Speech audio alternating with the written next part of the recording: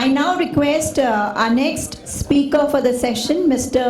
Jagmeet Makkar, to join us on stage and take the session ahead. Thank you. I'm not going to be talking or presenting you such big and fantastic, beautiful presentation that Amit has given with all the data. I'm simply going to talk about basic things, the disputes, how they happen, and some case studies, how they could be avoided, and there are certain things that we should be doing going forward. Because in my opinion, dispute is equal to wastage of time, energy, opportunities, and relationships. That's what dispute is. And resolving a dispute should be in such a way that it goes on one side, and on the other side you continue doing your business. As Amit had mentioned, that Jagmeet has done maybe thousands of ships and maybe 100 million tons of cargo per year as part of Noble or as the co-head of Noble Chartering. Yes, we used to be doing a lot of business with the same parties with whom we already have some disputes going on, some arbitration going on. So that should not act as if it's an impediment. There is a difference in interpretation. Both the parties, they have a different opinion that needs to be resolved. So that's what we are basically going to look at. So Institute of Chartered Shipbrokers, my global chair, vice chairman has spoken enough, and Skills Plus, that's my company, is the recognized partner of it. Okay, let's quickly, I'm going to go very fast on this. I'm not going to be talking too much about where I come from. All right, so I do believe in formal learning, informal learning, and learning through teaching. There are some of my students here. One of them asked that such a fantastic question to Amit. I think it's so very important to learn through teaching, and it has to be a continuous process. Now, if we look at the maritime ecosystem, almost everything is there. All right? So when this everything which is there, and you look at a simple example of, like, say, since I'm from Hong Kong,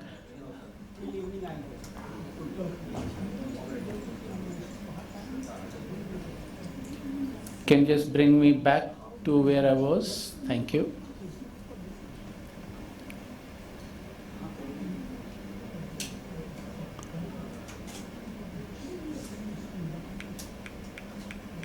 All right. So since I'm from Hong Kong, I'm giving just an example of an Hong Kong-based investor orders a new building in Japan, funds pre-delivery and post-delivery installments from a Chinese bank with a long-term contract of affreightment. Of course, everything is based on English law here. Providing for arbitration in Hong Kong with a Brazilian miner for delivery of cargo to a steel mill in South Korea as collateral. The ship will be classed with American Bureau of Shipping, let's say Indian Register of Shipping, and will fly Marshall Islands flag and will be technically managed by Indian-owned ship manager who has got offices in Hong Kong, Singapore, India, Cyprus, US. I think most of you can make out which ship manager I'm talking about. And manned by officers and crew from India, Ukraine, and Philippines. Just imagine, just look at the international nature of shipping. And some of the contracts which will be involved in this would be shipbuilding contract. Of course, it could be any of those contracts, whether it is, depends where you're building the ship. Is it China, Japan, Korea, wherever, or in Philippines, etc. Ship finance agreement and related documentation, which I think was mentioned about the covenants and things like that. Contract of affreightment, of course, another with all those issues involved in it. Insurance agreements, all sorts of insurances. You're talking about H&M, P&I, loss of hire and war risk insurance. Ship management contract, Shipman 2009, and related documentation and agreements that the ship manager enters as an agent on behalf of the owner, right? So there are a number of contracts, and anywhere the dispute can happen, all right? So keeping in mind maritime arbitration provisions in different contracts, normally it's a neutral place. The tribunals and the relevant specialized skills and experience in the corresponding sectors chosen by the parties. I've insisted on the word chosen by the parties because arbitration is all about party autonomy. All right, it's the parties who decide who the arbitrator is. Now, what are the peculiarities of maritime industry? I heard about volatility, and captains up there talked about, how to balance that volatility. That's again one of the reasons of disputes in shipping. Okay, before that, let's come to the sort of language we guys use from the time of telexes, where you have ATD and Shrink and FIOST and APS and DLOSP, all that, etc. So that itself makes it a little bit complicated. So if you are just straight from a university, a lawyer, and you're talking to a maritime guy, so you'll say, hello, my friend, speak in English. Don't talk about all these fancy words like ATD and Shrink and etc., etc. The other thing that earlier was discussed is the volatility, and it's a highly speculative business if you are not believing in proper risk management. If you're I always say that shipping is like a table with 3 legs, especially if you're a large organization who is also having tonnage, who is also working as an operator, and he believes in risk management through derivatives, which could be FFAs as well as the options with delta hedging, etc. So if you don't manage that, then final result could be Haldi Ghati. What is Haldi Ghati? That red colored battleground could be. So shipping claims are usually or relatively low quantum, but very high in volume. And arbitration, as I mentioned earlier, is the way of life in shipping. The parties continue to work together, as I mentioned, even with arbitrations running in some other fixtures or contracts. Now, this is a very small segment. We are only starting from February 22 to February 24. In these 2 years, you can see the way the market is going up and down. Higher the size, again, to answer Captain's question, bigger the size of the ship, more the volatility. Smaller the size of the ships, less would be the volatility. So if you really love volatility and if you want to make money, right, if you don't want to have your ECG just like a straight line, but having the heart moving, you will actually go in for very high volatile market and make money, provided you can make the right decisions. You can lose money too, all right? So let's look at some of the cases leading to learning and to avoid the repetition. So I'm just going to mention, especially from the academic point of view, you all remember Eastern City 1958? Eastern City 1958 is one of the most important. Avia and the Eastern City, that is the safe port.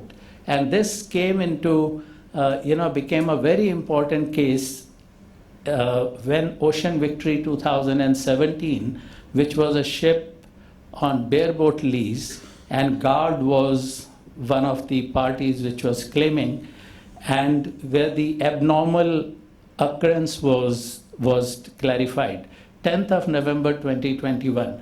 And on the 15th of December 2021, ICS Hong Kong, by the way, I'm the chair of the Institute of Chartered Shipbroker Hong Kong branch, and Krishnan is the vice chair of the global ICS. So I'm going to be sharing this presentation. If you click on Marex there at the end, you will get straight into that webinar which we did. Now this is something quite an interesting one. You would enjoy that. Then Johanna Oldendorf, 1973, Anyone who is going to be writing his ICS exams, please remember, if you remember these cases, I'm sure you'll be able to pass at least the dry cargo chartering and the legal principles in shipping courses. So Johanna Oldendorf, 1973, arrived ship. Again, we did one webinar. These are landmark cases, very important. So you click there, you will find that. Then the Hill Harmony, I think it is 1999, so, but that's why I put check there. So charterers orders, whether they are with regards to navigation or they are with regards to employment. Does it take away the freedom from the charter, from the ship master of the ship to decide which route to take? The matter went to Supreme Court, and the Supreme Court said a very simple thing. It remains master's responsibility, right? But he must be able to justify why he is not following. The case was very interesting. I mean, the vessel had to take either the rump line or the Great Circle. Great Circle, as you all know, is the shortest route. The shortest route means less number of days and then less bunker. But the master said, oh, 6 months ago when I went, during that time the weather wasn't very good, so I'm not going to take that route, and he took the rump line coming from Japan to this part of the Pacific Ocean. So that can become quite a difficult sort of situation. So the matter went to High Court. Why did it went to, not to the House of Lords, to the Supreme Court? Why did it become like that? Because it became a question of challenging the centuries-old situation. The master is responsible for the navigation. They said, yes, but the ship is being employed for commercial purposes. And if master is going to be making all the decisions, which is going to have impact on the employment of the ship, that means the commercial aspects of the ship, sorry, that's not what is acceptable. So though master will still go ahead and make sure the ship is safe, the people are safe, the cargo is safe, right? And marine environment he is looking after, but he should be in a position to justify.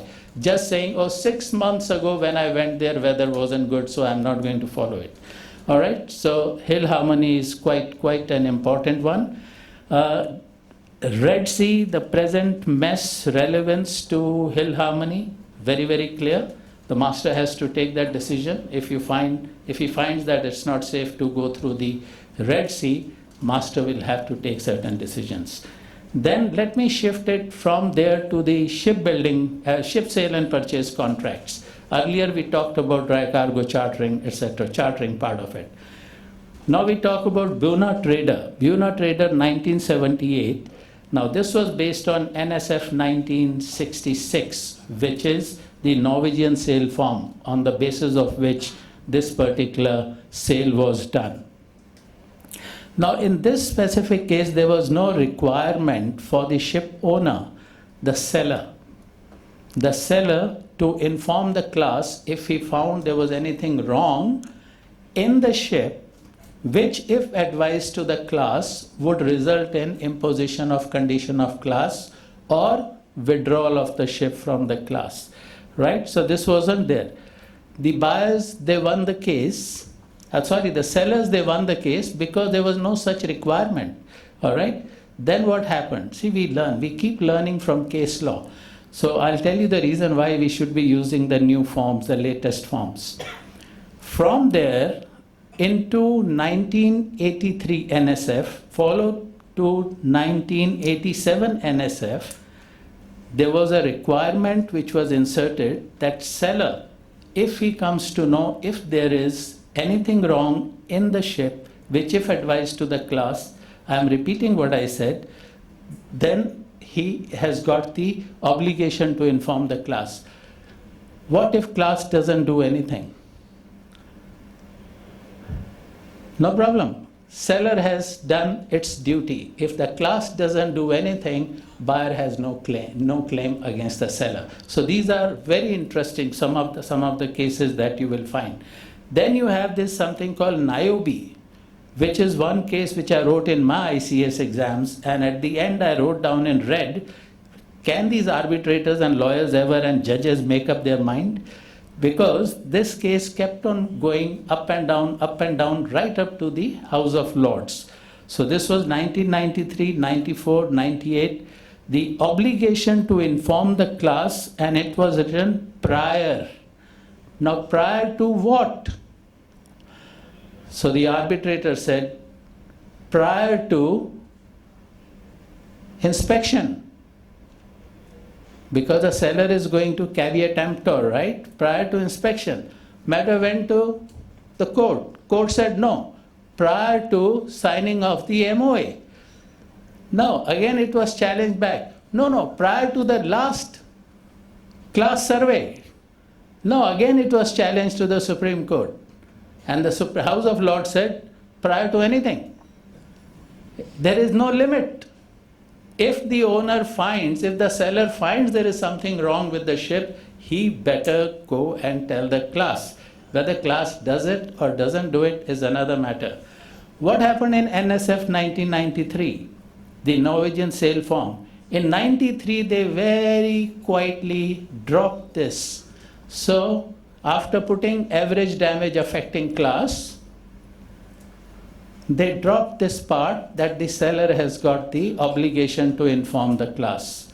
So when you sign your contracts, please make sure you put that back in the rider clause, whether it is 93 or the one in 2012 or the one which is in 2022. It's quite important to do that. Then comes the Alpha Dragon 1981.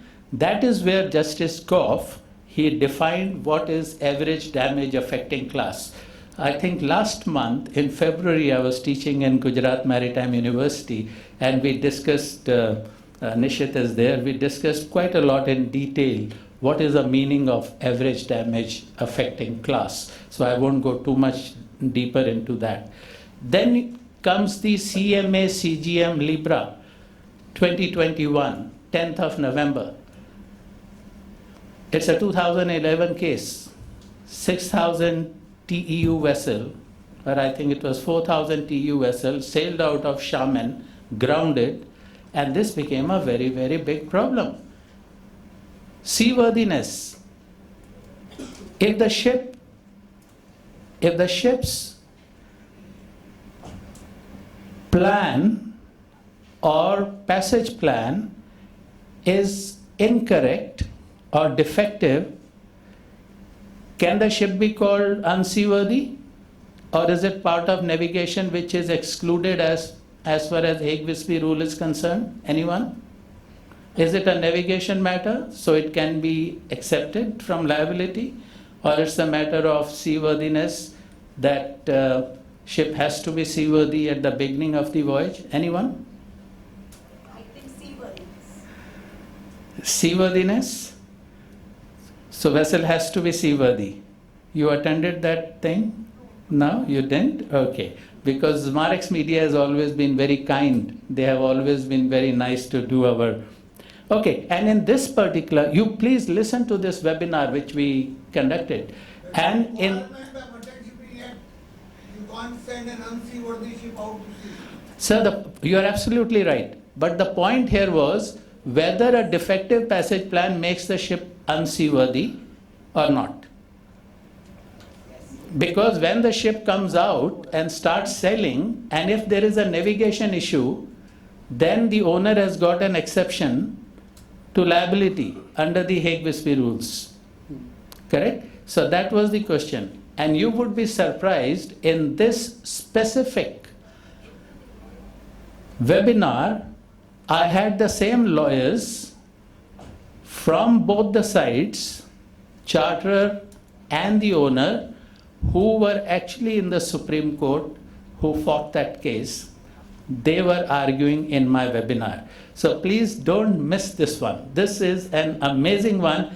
All this is available at Marex Media on the YouTube. So click on that and you're going to find it very, very useful.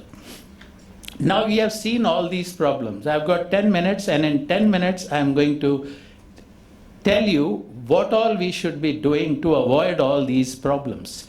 majority of the problems. Disputes usually happen if there is a different understanding, different interpretation from the same wordings, right? From the same wordings.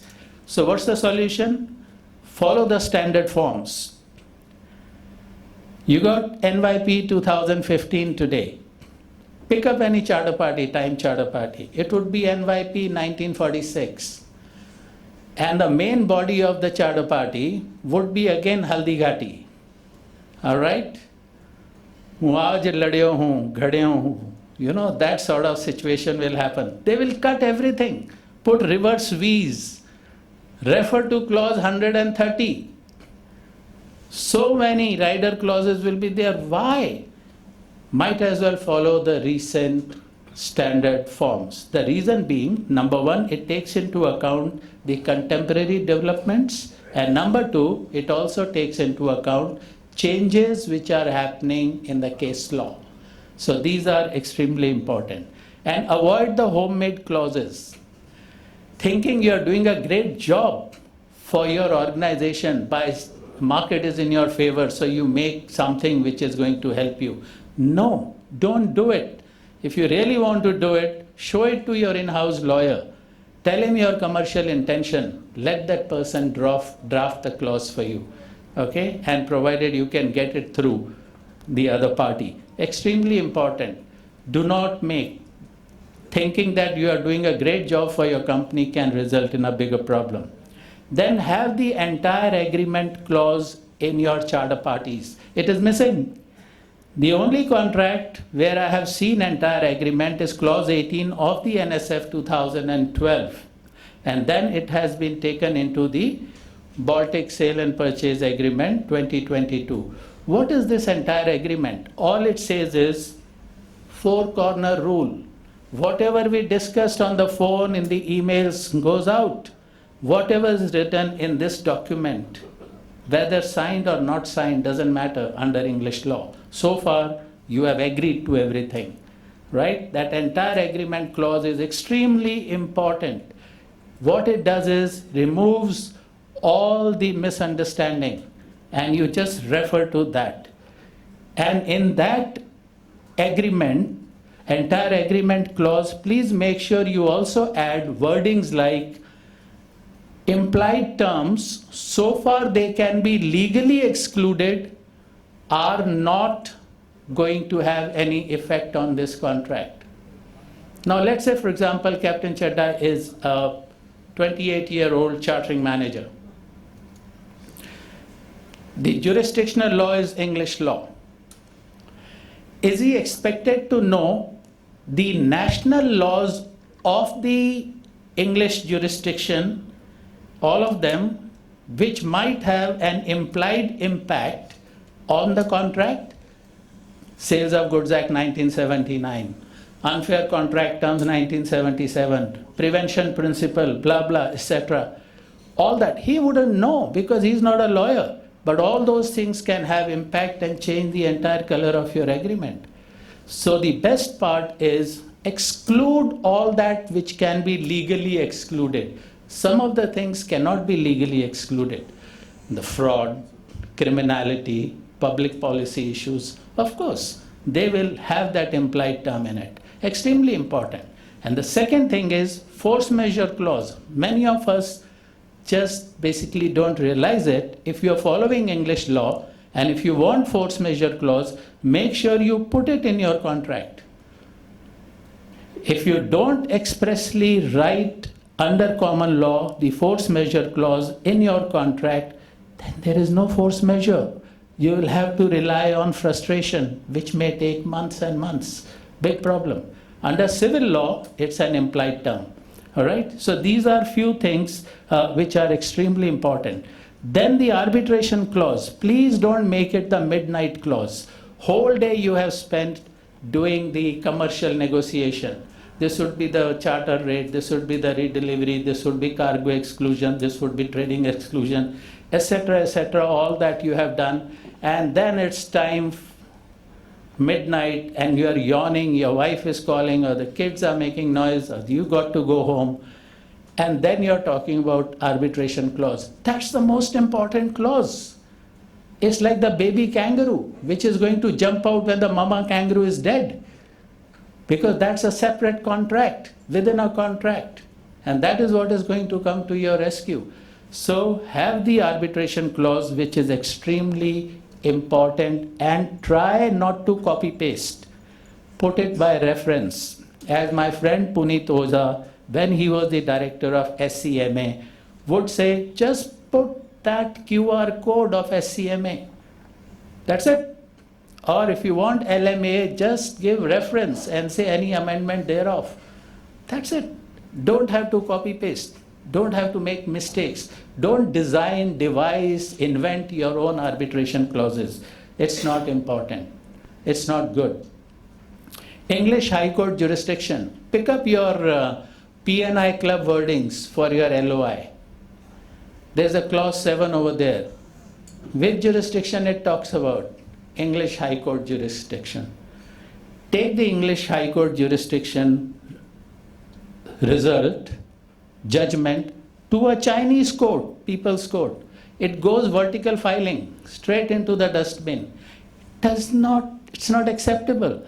So when you know your counterparty is a mainland Chinese counterparty, replace that with arbitration clause. Why? Because China is signatory to New York Convention 1958.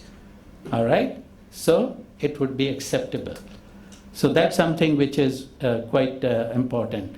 I don't think we have much time for accepting repudiatory breach, but let me very quickly say, if somebody is breaching and giving you very clear-cut indication or evincing the intention that he is not going to perform, repudiate the contract and go for claims. If you do not repudiate, what will happen? That you are bound to continue to perform your own obligations. If you don't perform your obligation, then go and have a claim, even though that guy has told you he's not going to perform, still he might win the case. So if somebody is not following it, just repudiate the contract after talking to your lawyers. Wrong repudiation can land you in trouble. So something that we have to remember. So it's all about clarity, Watson. Party autonomy is extremely important. And the clauses expressing the intention of the parties, objectivity, objectivity, objectivity. Just forget the subjectivity part. Avoid the homemade clauses, and careful drafting is very, very important. All right? So I'm going to just quickly just drop this and come to maybe food for thought. What is the most important part in arbitration? Why do people go for arbitration? When we talk about cost, they say sometimes arbitration can cost more money than the litigation. I agree with that, maybe. Time, maybe sometimes arbitrations take more time. The most important part in arbitration is privacy.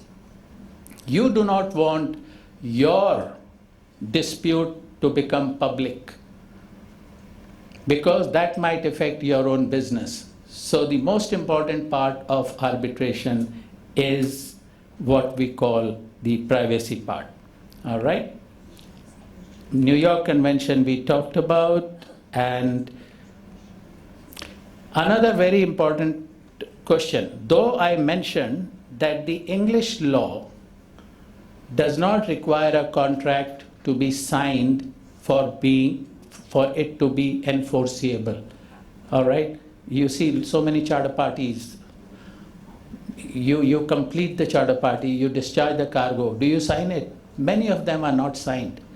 However, there are some jurisdictions, even if you have won the arbitration award and you want to, Spain is one, and if you want to go and enforce that arbitration award, Spain would say, yes, we are signatory to the arbitration, to the New York Convention 1958.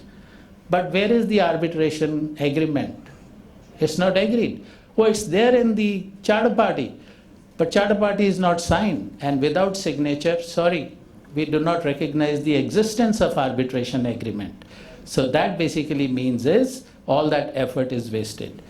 The other thing which I must share as the last comment is something which many of you do business with Vietnam.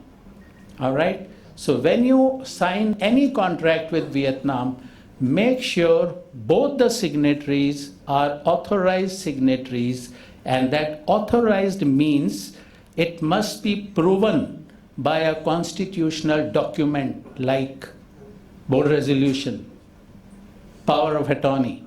If you do not have that, and even if you have won the arbitration in Singapore and you want to go to Vietnam because that's where the assets are of the losing party, that contract will not be recognized.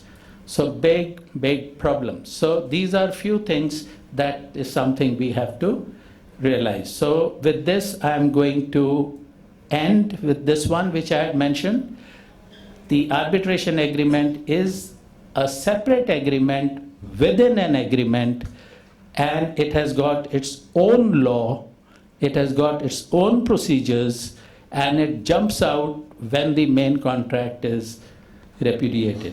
All right, so it is extremely important to pay a lot of care and attention to the arbitration agreement. And if you have a good arbitration agreement, that's the beginning of resolving a dispute at the fastest possible way.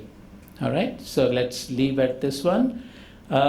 Minimal interference by court. We are discussing this in India, resolve in India, what we call, whether it is England, Hong Kong, Singapore, that's the approach that the judges take. That's the approach that the court takes. Hey guys, you wanted to resolve the dispute by arbitration. You have this clause in there. You chose the law of arbitration agreement. You chose the rules. You appointed the arbitrators. You went through the process. You have the result. Live with it. All right?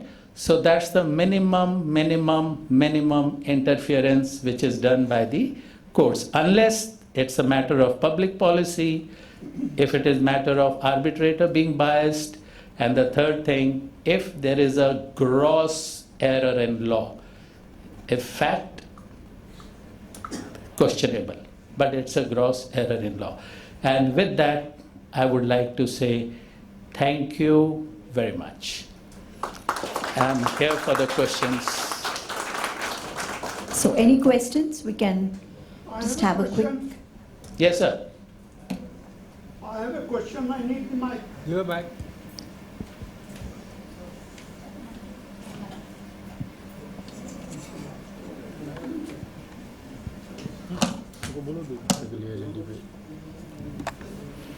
Jagmeet ji, you had a, am I speaking on?